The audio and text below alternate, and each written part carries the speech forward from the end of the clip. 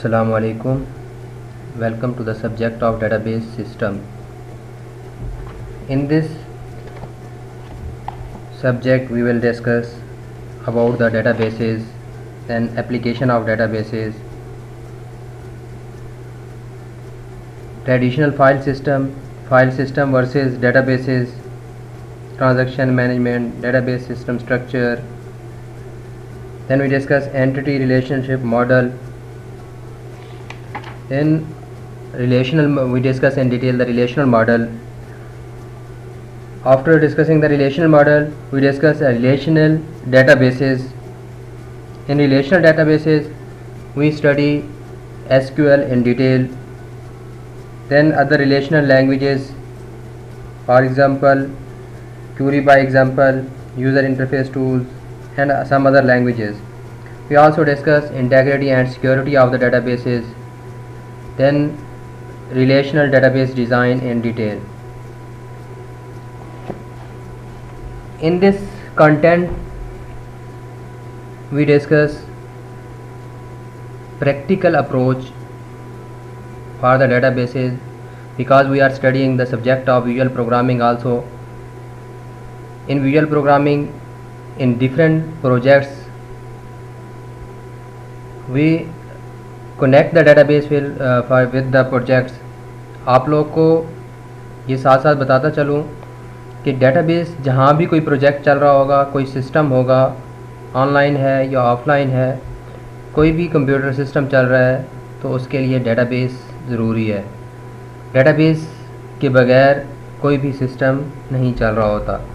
तो डेटाबेस की जो एप्लीकेशंस हैं, इनके हर जगह आपको नज़र आएगा कि डेटाबेस जो है हमारी ज़रूर चल रही होगी, इनकी डेटाबेस की ज़रूरत होगी. डेटाबेस के अंदर क्योंकि हमने डाटा क्या करना होता है, स्टोर करना होता है, और उसको ऑर्गेनाइज वे के अंदर डाटा स्टोर करना होता है ताकि हम डाटा को क्या कर सकें, इजीली एक्सेस कर सकें.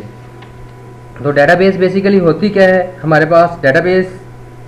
Database system is a collection of interrelated files and set of programs that allow user to access and modify these files.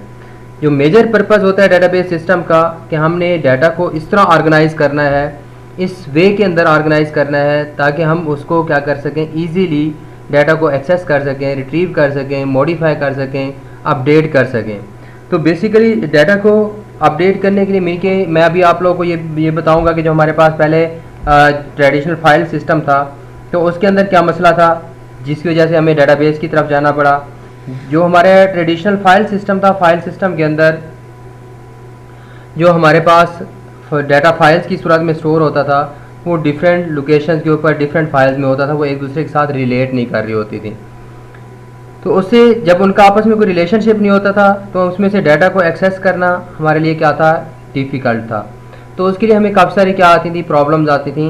वो हम उसकी तरफ अभी जाएंगे कि हमारे पास डाटाबेस सिस्टम और फाइल सिस्टम का जब कंपैरिजन करेंगे, तो उससे पहले हम ये देख लेते हैं कि यूजेस ऑफ डेटाबेस का यूज़ कहाँ कहाँ है. Use in large and small organization, कोई भी बड़ी ऑर्गेनाइजेशन है या स्मॉल और छोटी ऑर्गेनाइजेशन है, आप किसी भी कंप्यूटराइज सिस्टम के साथ इंटरेक्ट कर रहे हो तो उसके साथ डेटाबेस ज़रूर होगी. ठीक है, डेटाबेस की कनेक्टिविटी, डेटाबेस उसके साथ लाजमी कनेक्टेड होगी, क्योंकि रिकॉर्ड के बगैर कोई काम नहीं हो सकता. ये सारी चीज़ें हमारे पास जो है उसके रिकॉर्ड जो मेंटेन कर रहे होते हैं. कोई भी सिस्टम है, सिस्टम बनाया है रिकॉर्ड मेंटेन करने के लिए जाता है.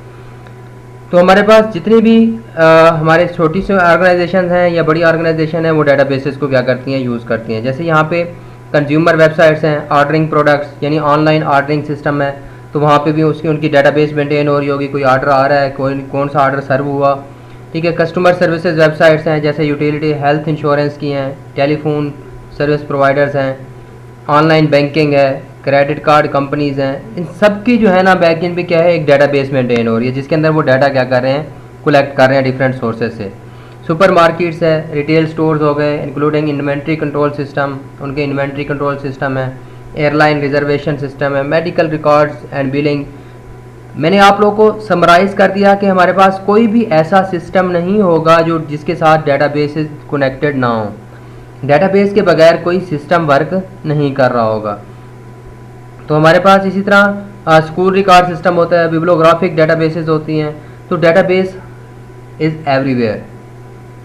ठीक है, डेटाबेसेस आर एवरीवेयर. जब भी हमने किसी सिस्टम से इंटरेक्ट करना है, it's mean we are interacting with the database. तो हम डेटाबेस से भी क्या कर रहे हैं, इंटरेक्ट कर रहे हैं। So it's very important subject. तो मेरे प्यारे बच्चों, ये आप लोग के लिए बहुत अहम सब्जेक्ट है, ठीक है। इसी तरह जो आप लोगों को दूसरा सब्जेक्ट भी विजुअल प्रोग्रामिंग का, दोनों में सब्जेक्ट एक ही सेमेस्टर में दो पढ़ाता नहीं होता, तो दोनों का लेने का मकसद ये था कि दोनों के प्रोजेक्ट बहुत इंपॉर्टेंट आप लोगों के हैं। उसके अंदर हम प्रोजेक्ट्स बनाएंगे विजुअल प्रोग्रामिंग के अंदर, और उसके साथ हम डेटाबेसेस की कनेक्टिविटी करके, डेटाबेस कनेक्ट करके, तो एक कंप्लीट प्रोजेक्ट की फॉर्म में हम उसे लेके आएंगे। तो यहाँ पे अभी हम, ये इंट्रोडक्टरी है हमारे पास, फर्स्ट चैप्टर है, हम इनको मज़ीद डिटेल के अंदर सारी चीज़ें देखेंगे, ठीक है। सैम्पल डेटाबेस, एक डेटाबेस की एग्जांपल देख लेते हैं ताकि एक आप लोगों का माइंड बन जाए कि डेटाबेसेस होती क्या हैं और कैसे हमारे पास क्या हो रहा है, उसके अंदर डाटा स्टोर हो रहा होता है। फॉर एग्जांपल हम ये देखते हैं, सिंपल यूनिवर्सिटी डेटाबेस की बात कर लेते हैं। अब देखें, मैं आप लोगों को थोड़ी सी क्लियर बातें करता जाऊँ, ईजी बातें इसलिए कर रहा हूँ ताकि आप लोग के पहले लेक्चर्स हैं समझ आती जाए। कोई भी सिस्टम है, उस सिस्टम में हम किसी न किसी का क्या कर रहे होंगे, डाटा स्टोर कर रहे होंगे। फॉर एग्जांपल अभी हम यूनिवर्सिटी के एक सिस्टम की बात कर रहे हैं, तो आप लोग का, हमारे पास सारा रिकॉर्ड, स्टूडेंट्स का सारा रिकॉर्ड मौजूद होता है, टीचर्स का सारा रिकॉर्ड मौजूद होता है, क्लासेस का सारा रिकॉर्ड मौजूद होता है, ठीक है। मीन के जिस चीज़ के बारे में हम डाटा स्टोर कर रहे हैं वो हमारी एंटिटी कहलाती है, ठीक है। एंटिटी क्या होती है हमारे पास, about which we store the data in the database, जिसके बारे में भी हम डाटाबेस में डाटा स्टोर कर रहे हैं वो हमारी एंटिटी कहलाती है। अब किसी भी, सबसे पहले जब हमने कोई डाटाबेस बनानी होती है तो किसी भी सिस्टम की उसकी एंटिटी ढूंढते हैं कि इसकी क्या क्या एंटिटी हैं। अब ये स्लाइड्स के ऊपर नहीं देखना, मेरी बातों के ऊपर गौर करना है और आप लोगों ने खुद देखना है, खुद से अज्यूम करना है। एक यूनिवर्सिटी का मैं सिस्टम बना रहा हूँ तो उसकी क्या क्या एंटिटी हैं, यानी यूनिवर्सिटी के अंदर कौन सी ऐसी चीज़ है, कौन सा ऐसा जिसके बारे में मुझे डाटा स्टोर करना चाहिए। तो सबसे पहले तो मुझे लगता है कि स्टूडेंट एक एंटिटी है क्योंकि उसका डाटा स्टोर करना है। फिर मुझे लगता है प्रोफेसर, जो टीचर्स हैं, उनका डाटा क्या करना है, स्टोर करना है। फिर मुझे लगता है कि क्लासेस का डाटा क्या करना है, स्टोर करना है। तो ये सारी क्या है मेरी। इसी तरह मैं अगर टाइम टेबल का डाटा स्टोर करना है तो वो मेरी अलग से एक एंटिटी है, या मेरे जो एम्प्लॉय हैं, क्लरिकल स्टाफ है, उनका मैंने डाटा स्टोर करना है, वो भी मेरी एंटिटी है। It's not compulsory that we store the data of every entity. हमें ये ज़रूरी नहीं है कि हर एक बंदे का डाटा स्टोर करते जाएं। तो हमारे डाटाबेस में जो हमें कंपल्सरी होता है उन एंटिटीज़ का डाटा क्या करते हैं, हम अपनी डाटाबेस के अंदर स्टोर करते हैं। तो अभी हम एग्जांपल ले लेते हैं कि हमारे पास सिंपल यूनिवर्सिटी डाटाबेस है। Need to keep the information about, यानी यूनिवर्सिटी में हमें किस किस चीज़ की इन्फॉर्मेशन स्टोर करने की ज़रूरत है। जैसे स्टूडेंट है, क्लासेस है, प्रोफेसर्स हैं, एनरोलमेंट्स, तो ये एंटिटीज़ हैं जिनके बारे में मुझे डाटा क्या करने की ज़रूरत है, स्टोर करने की ज़रूरत है, ठीक है। एनरोलमेंट लिंक्स हैं, student to their classes, students का जो है ना उनके आपस में लिंक भी बनाने हैं कि स्टूडेंट का क्लासेस के साथ कौन सा स्टूडेंट कौन सी क्लास के अंदर है। Example uses Microsoft Access, for example हम माइक्रोसॉफ्ट एक्सेस डाटाबेस के लिए हम टूल्स यूज़ करते हैं। माइक्रोसॉफ्ट एक्सेस के अंदर भी डाटाबेस बना सकते हैं, जो मैं आप लोगों को पहली डाटाबेस जो नेक्स्ट लेक्चर के अंदर इंशाल्लाह माइक्रोसॉफ्ट एक्सेस के अंदर बना के दिखाऊंगा, ठीक है। इस तरह एसक्यूएल सर्वर हम यूज़ करेंगे और ओरेकल हम यूज़ कर सकते हैं। तो जो भी हमें टूल, जितना भी टाइम मिलेगा, जितना जैसे जैसे टाइम मिलेगा, एक्सेस से स्टार्ट करेंगे और हम आगे मूव करते जाएंगे। मिलके जितने भी टूल्स हैं हम उनको डिस्कस करेंगे, क्योंकि हमारे अभी आप लोग के सीनियर्स में डेटाबेस मैनेजमेंट सिस्टम ओरेकल के साथ पढ़ी है। तो आप लोग भी होप सो अगर नेक्स्ट सेमेस्टर में आप लोग का इस तरह डेटाबेस मैनेजमेंट सिस्टम का, DBA का, ठीक है, डेटाबेस एडमिनिस्ट्रेशन एंड मैनेजमेंट का कोर्स आया तो आप लोग उसके अंदर डिस्कस करेंगे। तो अभी हम इसकी एग्जांपल देख लेते हैं। अब अभी मैं नेक्स्ट स्लाइड पे मूव नहीं कर रहा। अब आप लोग ज़रा सोचें, अगर हमें स्टूडेंट की इन्फॉर्मेशन स्टोर करनी है तो स्टूडेंट की क्या क्या इन्फॉर्मेशन स्टोर की जा सकती है। फॉर एग्जांपल मैं कहता हूँ कि स्टूडेंट का नेम स्टोर करना है, स्टूडेंट का एड्रेस स्टोर करना है, स्टूडेंट की क्लास स्टोर करनी है, स्टूडेंट का जो मेरे पास रोल नंबर स्टोर करना है। तो ये सारी जितनी भी चीज़ें मैं अभी आप लोगों को गिनवा रहा हूँ, ये सारे क्या हैं, स्टूडेंट के एट्रीब्यूट्स हैं। स्टूडेंट के क्या हैं, कैरेक्टरिस्टिक्स हैं, एट्रीब्यूट्स हैं। अब ये मैं आप लोगों को फिर बार बार कह रहा हूँ, it's not compulsory we store the all attribute of an entity. हर एंटिटी के सारे एट्रीब्यूट स्टोर कर दें, ठीक है। We store the attributes which we need, कि हमें वो एट्रीब्यूट स्टोर करेंगे जिनकी हमें क्या होगी, ज़रूरत होगी। जैसे मैंने अभी आप लोगों को स्टूडेंट का ठीक है। एट्रीब्यूट क्या हो सकता है कि उसके भाई का नाम क्या है, ठीक है, और उसके स्टूडेंट की मदर का नेम क्या है, स्टूडेंट का फादर नेम है, स्टूडेंट का एड्रेस है, स्टूडेंट का अंकल नेम है, ये सारे उसके क्या हैं, एट्रीब्यूट्स हैं, ठीक है। तो ये सारे ज़रूरी नहीं है हम उसके अंदर स्टोर करें, जो हमें ज़रूरत होगी। सपोज मैं कह देता हूँ कि मुझे स्टूडेंट्स का नेम चाहिए, एड्रेस चाहिए और रोल नंबर चाहिए, 3 चीज़ें चाहिए, और या अगर स्टूडेंट का फादर नेम चाहिए, 4 चीज़ें चाहिए। तो ये 4 एट्रीब्यूट मुझे क्या करने हैं, मैंने अगर स्टोर करने हैं तो मैं इन 4 एट्रीब्यूट को क्या करूँगा, स्टोर करूँगा। इसी तरह क्लासेस के बारे में, तो क्लासेस कौन सी हैं, ठीक है, उसके जो एट्रीब्यूट होंगे वो मैं क्या करूँगा, स्टोर करूँगा। इसी तरह प्रोफेसर के एट्रीब्यूट्स होंगे कि उसका प्रोफेसर का कोई ना कोई नेम होगा, ठीक है, उसका हमारे पास क्या होगा, कोई ना कोई एड्रेस होगा, उसका फादर नेम होगा, उसकी सैलरी होगी। तो ये सारे क्या हैं, उसके एट्रीब्यूट्स हैं। तो ये हमारे पास एक सिंपल हम डेटाबेस की बात कर रहे हैं। तो यहाँ पे अभी देखें कि सपोज सिंपल यूनिवर्सिटी डेटाबेस, अब इसको आप लोगों ने मेरे बच्चे गौर से देखना है कि हम क्या क्या कर रहे हैं। कि एक स्टूडेंट है तो स्टूडेंट का टेबल बनेगा, हर एंटिटी का एक अलहदा टेबल बनेगा। जो हमारे पास पुराना पहले होता था वो हर एक एंटिटी की अलहदा फाइल बनती है। जैसे अभी भी हमारे पास क्या है, फाइल सिस्टम चलता है, तो हम लेकिन ऑनलाइन नहीं चलता। जब हमारे पास क्या है, डाटा स्टोर करना होता है तो हम फाइल्स के अंदर स्टोर कर लेते हैं। जब हमें फिजिकली डाटा स्टोर करना होता है तो स्टूडेंट की फ़ाइल बनती है, क्लासेस की फ़ाइल होती है, फैकल्टी की फ़ाइल होती है, ठीक है। तो ये हमारे पास इनरोल स्टूडेंट, तो उसका क्लास नंबर या ग्रेड कौन सा है, तो वो हमारे पास क्या है, ये सारी क्या हैं उसकी, ये हमारे एंटिटीज़ हैं, और इन एंटिटी के हर एंटिटी का अलग टेबल बनता है, ठीक है। रिलेशनल डेटाबेस मैनेजमेंट सिस्टम क्योंकि हमने पढ़ना है, बाद में डिटेल के अंदर पढ़ना है, तो मैं अभी आप लोगों को एक सैम्पल और ओवरव्यू, एक माइंड बना रहा हूँ कि हमने ये चीज़ें बनानी है। तो मैं आप लोगों को डिटेल के अंदर बताऊंगा कि ये चीज़ें कैसे बनेंगी, ये कैसे काम होगा। अभी ये सैम्पल देख लें कि एक स्टूडेंट है, स्टूडेंट का मैंने डाटा स्टोर करना है अपने सिस्टम के साथ, उसको कनेक्ट करना है, ठीक है, लेके जाना है कि स्टूडेंट की कौन सी चीज़ें स्टोर करनी है। स्टूडेंट के एट्रीब्यूट, स्टूडेंट आईडी है, उसका लास्ट नेम मुझे चाहिए, फर्स्ट नेम चाहिए, मेजर उसका कौन सा है, यानी कि कौन से उसमें पढ़ रहा है, मैथ में, आईटी में या सीएस में, तो ये उसका मेजर है। इसी तरह क्रेडिट्स, कितने क्रेडिट और उसके पढ़ने हैं, तो ये उसका क्या है, एक स्टूडेंट का टेबल बनेगा। इसी तरह क्लासेस का है, क्लास नंबर है, फैकल्टी आईडी है कि उस क्लास को कौन सा फैकल्टी आईडी पढ़ा रहे हैं, स्केड्यूल है उसका, टाइम टेबल है, कोई रूम नंबर, कोई कौन सी रूम नंबर है उसका। इसी तरह फैकल्टी है, फैकल्टी का फैकल्टी आईडी होगी, उसका नेम होगा, डिपार्टमेंट है, रैंक है, ठीक है। इसी तरह स्टूडेंट की अगर हम इनरोल की बात करते हैं कि कौन कोई स्टूडेंट जैसे किसी उसके अंदर इनरोल हो जाते हैं किसी भी क्लास के अंदर, तो स्टूडेंट आईडी हो गया उसका, तो क्लास नंबर होगा उसका, और उसका कोई ना कोई ग्रेड होगा जो उसने यह होगा। इसी तरह हमारे पास each row of the student table represent one student. हर रो, अब यहाँ पे इसका क्या मतलब है, नीचे जो मैं स्टेटमेंट पढ़ रहा हूँ, हर रो एक स्टूडेंट को क्या कर रही है, रिप्रेजेंट कर रही है। इसका मतलब क्या है, ये स्टूडेंट आईडी, लास्ट नेम, उसका फर्स्ट नेम, उसका मेजर, उसका क्रेडिट, ये पूरी क्या है, एक रो है। तो ये एक रो किसका रिकॉर्ड जाहिर कर रही है, एक स्टूडेंट का, ठीक है। इसे हम क्या कहते हैं, रिकॉर्ड या टपल भी कहा जाता है इसको।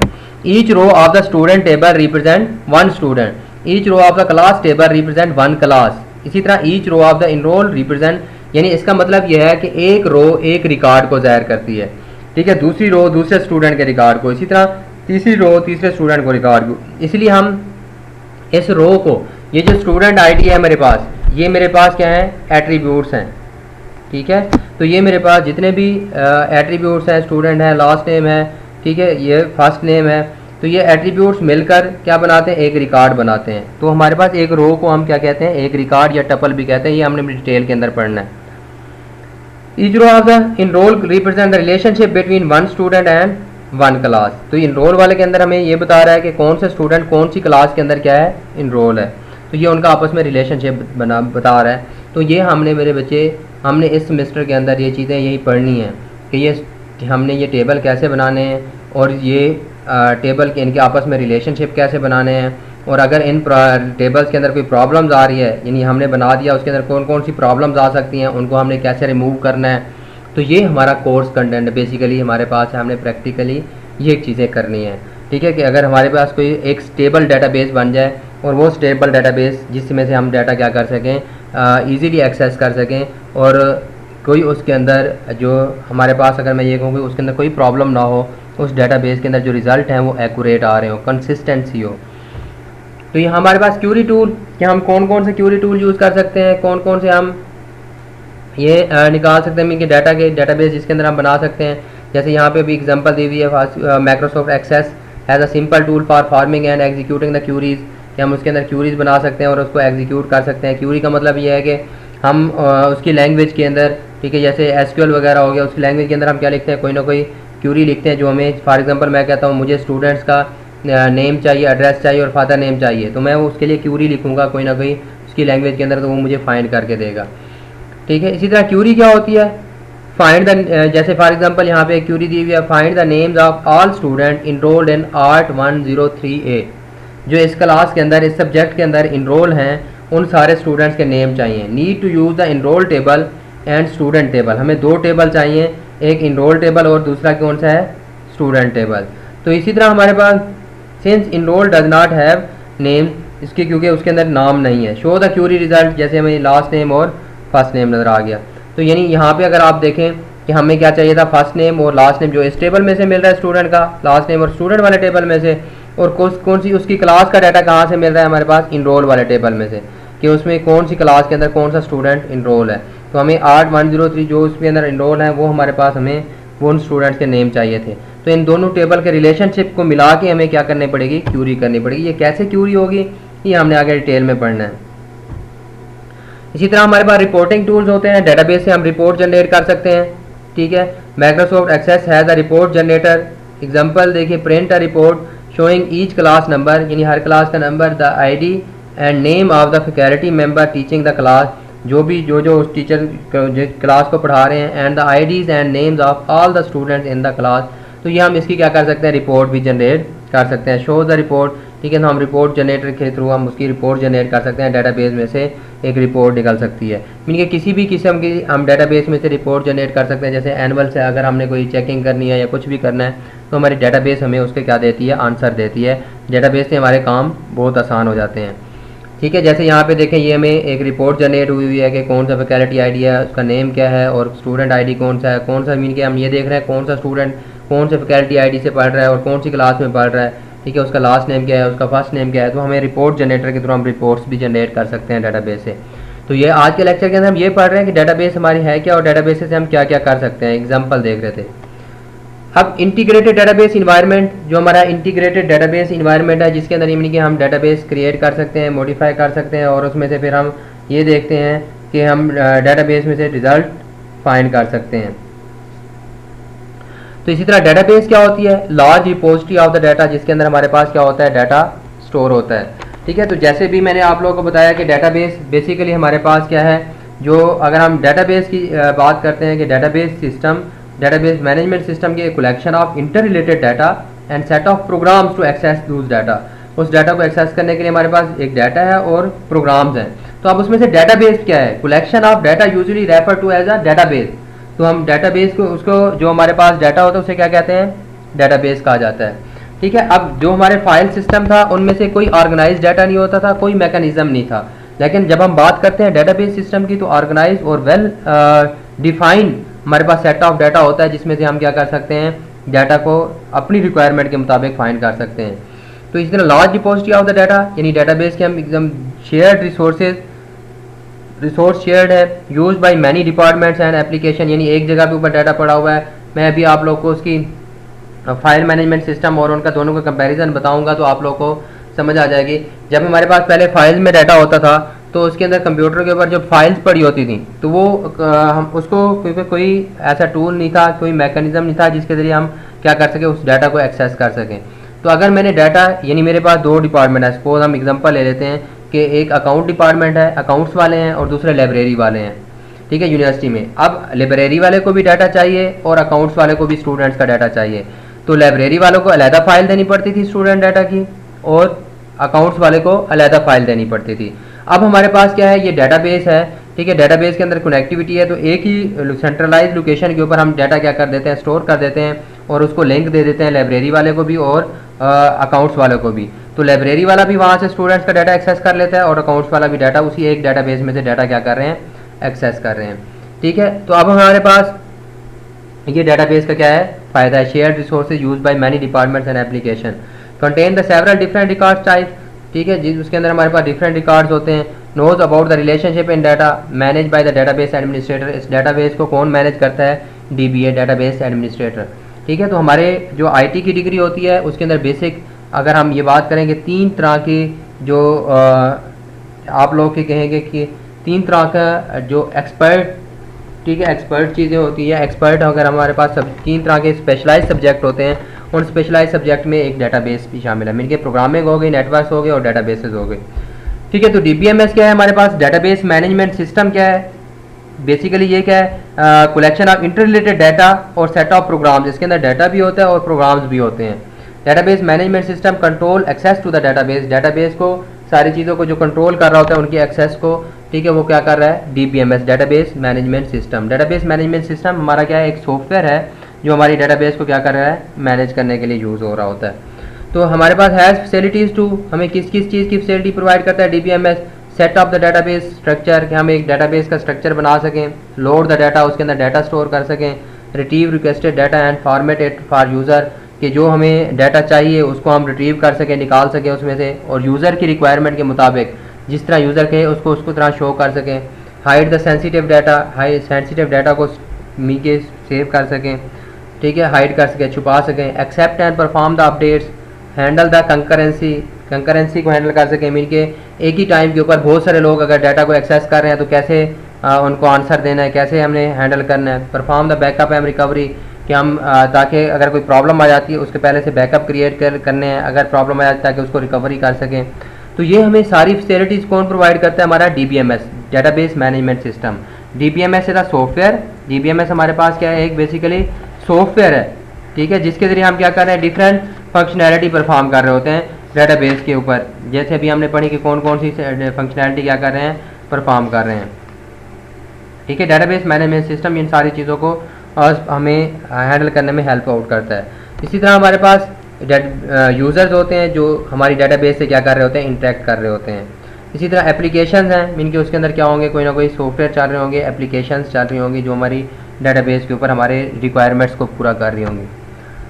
Example of integrated database environment, तो हमारे जो इंटीग्रेटेड डेटाबेस इन्वायरमेंट की एग्जाम्पल अभी हमने देख ली कि यूनिवर्सिटी डेटाबेस है हमारे पास, उसके अंदर डीबीएमएस डेटाबेस मैनेजमेंट सिस्टम में भी access, Oracle, DB2, SQL server, इस तरह का कोई भी डेटाबेस मैनेजमेंट सिस्टम हम क्या कर सकते हैं? यूज़ कर सकते हैं उसको मैनेज करने के लिए। यूज़र में भी individuals on the work station, यानी एक यूज़र भी उसे इंटरेक्ट कर सकता है और एप्लीकेशन प्रोग्राम उससे कोई और सॉफ्टवेयर भी इंटरेक्ट कर सकता है। Both user and application go through the DBMS, यानी अगर उस डेटाबेस से कोई और सॉफ्टवेयर या एप्लीकेशन यानी एक्सेस करने उसको क्या कर रही है? इंटरेक्ट कर रही है हमारी डेटाबेस के साथ, या यूज़र डायरेक्टली इंटरेक्ट कर रहा है हमारी डेटाबेस के साथ, तो वो डायरेक्टली हमारी डेटाबेस के साथ इंटरेक्ट नहीं करते, बल्कि किसके थ्रू इंटरेक्ट करते हैं? हमारे DBMS के थ्रू, डेटाबेस मैनेजमेंट सिस्टम के थ्रू। मीन कि हम कॉन्टैक्ट करते हैं DBMS से और DBMS आगे इंटरेक्ट करता है हमारी डेटाबेस के साथ। Application produce standard output such as reports, ठीक है, काफ़ी सारी हमारी एप्लीकेशन होती हैं, जैसे रिपोर्ट जनरेटर एक एप्लीकेशन है, तो हमें क्या करके देगी? रिपोर्ट्स जनरेट करके देगी, ठीक है। जैसे ये इंटीग्रेटेड डेटाबेस इन्वायरमेंट, ये हमें आप लोगों ने गौर से समझना है। ये सारा हमारे पास क्या है? एक यहाँ पे डेटाबेस स्टोर है, ठीक है, यहाँ पे कर्सर जो मौजूद है, ये जो आप लोग को एक ग्लास टाइप का ये नज़र आ रहा है, ये रिपोजिटरी है basically, student data, class data, faculty data, ये हमारी डेटाबेस है। तो इसके ऊपर क्या चीज़ चल रही होती है? हमारा DBMS, डेटाबेस मैनेजमेंट सिस्टम। अब इस डेटाबेस मैनेजमेंट सिस्टम के साथ कौन कौन इंटरेक्ट कर रहा होता है? ठीक है, यहाँ पे कोई स्टूडेंट स्केजुलिंग मीन के स्टूडेंट भी इंटरेक्ट कर रहा है, एप्लीकेशन प्रोग्राम किसी सॉफ्टवेयर के जरिए स्टूडेंट हमारी डेटाबेस के साथ इंटरेक्ट कर रहा होगा। जैसे फॉर एग्जांपल आप लोग का रिजल्ट आता है तो आप लोग को वेब के थ्रू मीन के एक इंटरफेस प्रोवाइड कर दिया जाता है, आप लोग अपना रोल नंबर इंटर करते हो, बेसिकली वो डेटाबेस से सर्च करता है और डेटाबेस से सर्च करके आप लोग को रिजल्ट दे देता है, ठीक है। तो वो रिजल्ट आप किससे बेसिकली इंटरेक्ट कर रहे होते हो?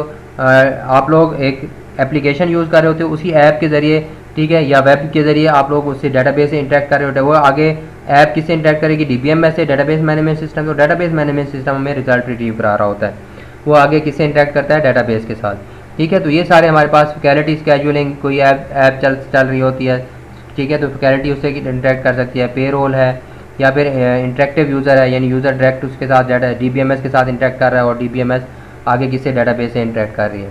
तो ये आगे हमारे पास ये हमें रिजल्ट मिल रहे हैं। मीन के ऐप कोई भी हमारी एप्लीकेशन है, ठीक है, जैसे आप लोग की मोबाइल एप्लीकेशन होती हैं डिफरेंट, आप मोबाइल एप्लीकेशन के साथ क्या करते हो? डिफरेंट सॉफ्टवेयर के साथ या डिफरेंट आगे किसी चीज़ से इंटरेक्ट करते हो, जैसे आप लोग यूट्यूब से इंटरेक्ट करते हो या किसी कोई और हमारे पास है तो उसकी ऐप्स यूज़ करते हो। वो ऐप के ज़रिए आप लोग किसके साथ, DBMS के साथ, और DBMS आगे किसे इंटरेक्ट करता है, डेटाबेस के साथ। ठीक है, तो वो आपको रिजल्ट कौन दिखा रही होती है, वो ऐप दिखा रही होती है जिसके ज़रिए आप उसे इंटरेक्ट कर रहे होते हो। तो ये इंटीग्रेटेड डेटाबेस इन्वायरमेंट, इंटीग्रेटेड से मुराद ये सारी चीज़ें एक जगह पे हमारे पास क्या है, इंटीग्रेट हुई हुई हैं। तो पीपल इन इंटीग्रेटेड इन्वायरमेंट, तो यूज़र होते हैं हमारे पास, एंड यूज़र हैं। ठीक है, काजुअल यूज़र सिर्फ जो क्यूरी आम यूज़र हैं। ठीक है, जो क्यूरी लैंग्वेज यूज़ करते हैं, जैसे हमारे पास क्यूरी लिखते हैं उसके। नेव यूज़र हैं, यूज़ प्रोग्राम, वो कोई सॉफ्टवेयर यूज़ कर रहे होंगे, जैसे हमारे पास मैंने अभी आपको बताया कि फर्स्ट ईयर का, सेकंड ईयर का या मैट्रिक का रिज़ल्ट आता है, तो हम लोग ये नेव यूज़र हैं। ठीक है, इसी तरह जब हम उसकी बात करते हैं, secondary user use database output, सिर्फ वो डेटाबेस का आउटपुट यूज़ करते हैं, वो डायरेक्टली डेटाबेस के साथ इंटरेक्ट ही नहीं करते। एप्लीकेशन प्रोग्रामर्स हैं, write program for the other user, जो दूसरे के लिए क्या लिखेंगे, कोई ना कोई ऐप बनाते हैं, प्रोग्राम बनाते हैं। अब आप लोग माशाल्लाह इंशाल्लाह प्रोग्रामर बनेंगे, आगे जाके ऐप बनाएंगे। तो डेटाबेस एडमिनिस्ट्रेटर DBA होता है, design creates maintain the database. उसका काम क्या होता है, एक डेटाबेस को क्रिएट करेगा, मेंटेन करेगा। ठीक है, और उसकी जितनी भी अगर कोई प्रॉब्लम्स हैं तो उनको हैंडल करना भी DBA का काम है, डेटाबेस एडमिनिस्ट्रेटर का काम है। अब यहाँ पे देखें कि ये हमारे पास डेटाबेस है, वही डायग्राम जैसे पीछे आप लोगों ने देखी है। तो ये डेटाबेस मैनेजमेंट सिस्टम है, DBMS है। ठीक है, डेटाबेस मैनेजमेंट सिस्टम। तो ये हमारे पास प्री रिटन प्रोग्राम जो उसके ऊपर चल रहे हैं, इंटरेक्टिव क्यूरी लैंग्वेज के थ्रू भी इंटरेक्ट कर रहे हैं उसके साथ, प्रोग्राम्स इन जावा, सी वो भी इसके साथ क्या कर रहा है, इंटरेक्ट कर रहा है। Command to create and modify the database structure, ये हमारे पास क्या है, डेटाबेस के DBMS के साथ इंटरेक्ट कर रही हैं।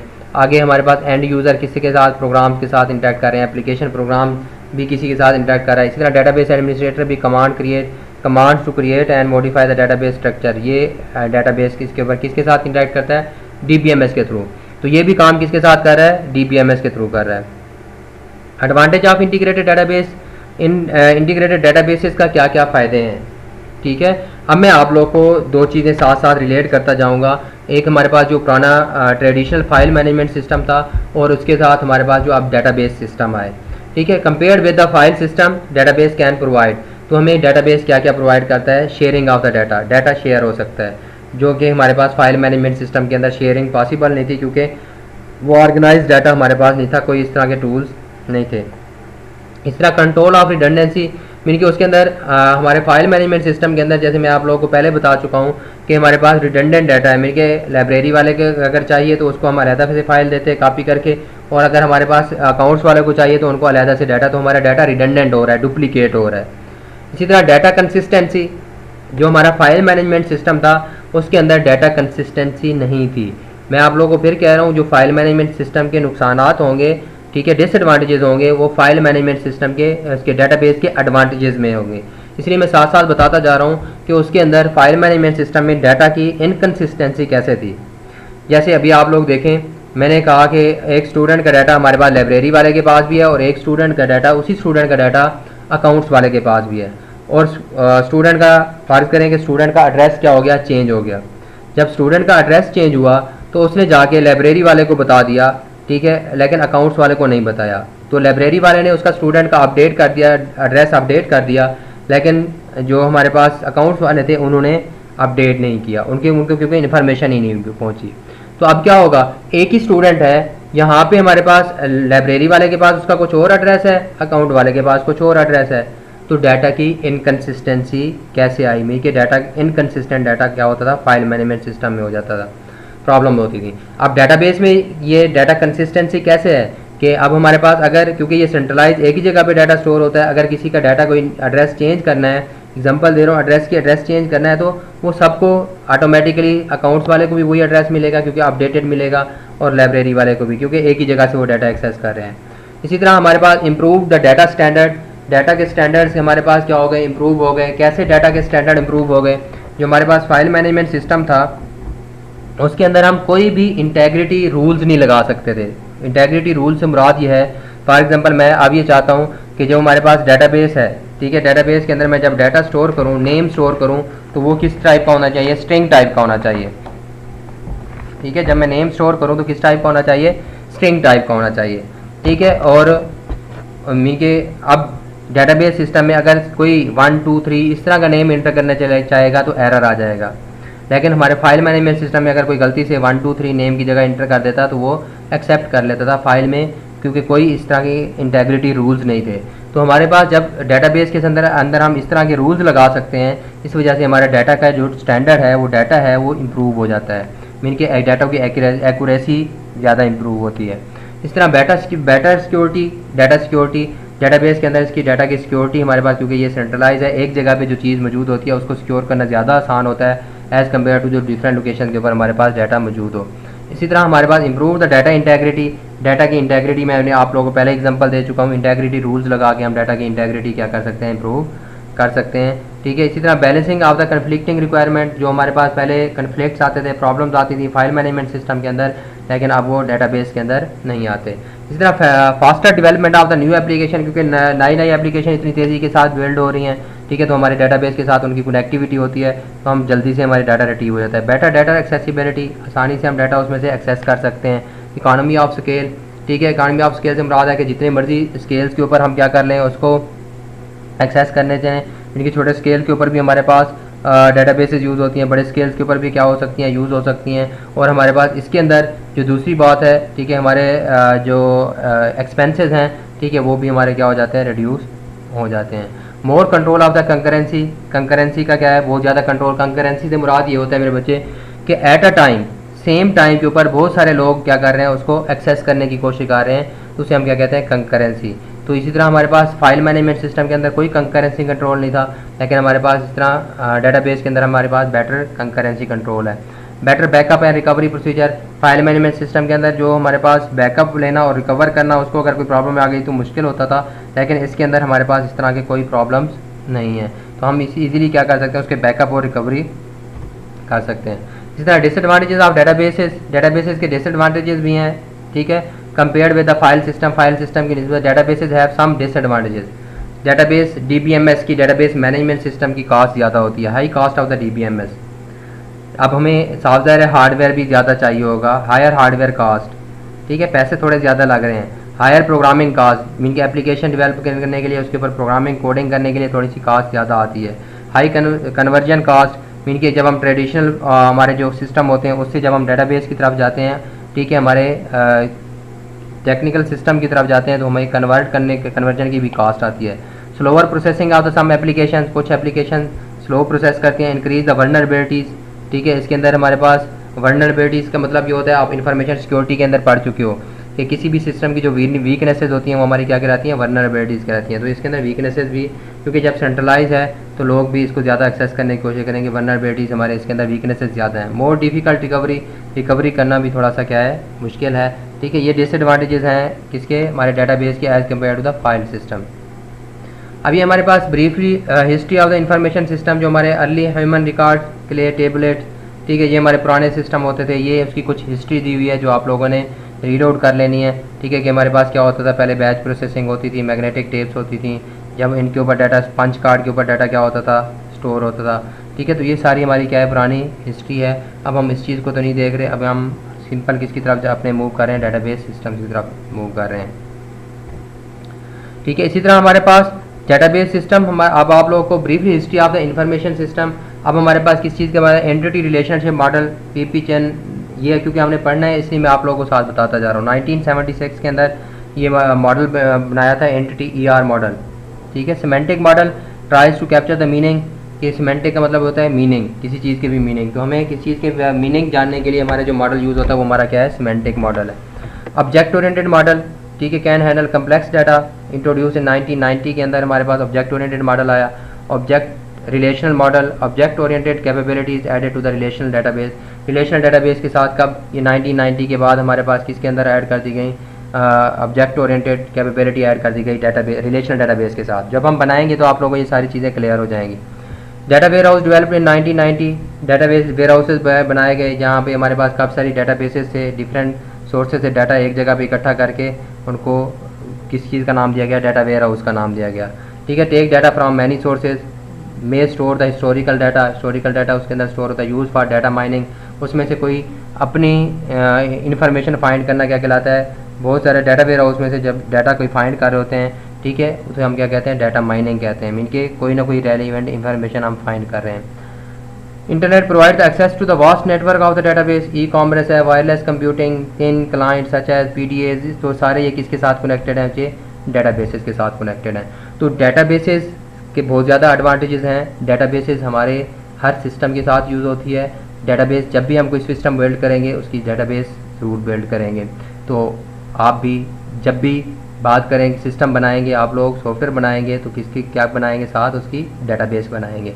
इसलिए डेटाबेस बनाने के लिए ये ज़रूरी है कि आप लोग इन लेक्चर्स को बड़े गौर से सुनेंगे और डेटाबेस बनाने के लिए और इसको प्रैक्टिकल के साथ साथ परफॉर्म करेंगे, मेरा साथ देंगे। तो इंशाल्लाह जब आप लोग मेरा साथ देंगे तो it's my commitment with you कि आप लोग इस सेमेस्टर के एंड के ऊपर डेटाबेस आसानी से बना लेंगे। आपको कंप्लीट डेटाबेस के कंप्लीट कंसेप्ट आप लोग के पास मौजूद होंगे। Wish you best of luck for next lectures and next classes. Thank you very much. अपना फीडबैक देना मत भूलिएगा, कमेंट कीजिएगा, लाइक कीजिएगा।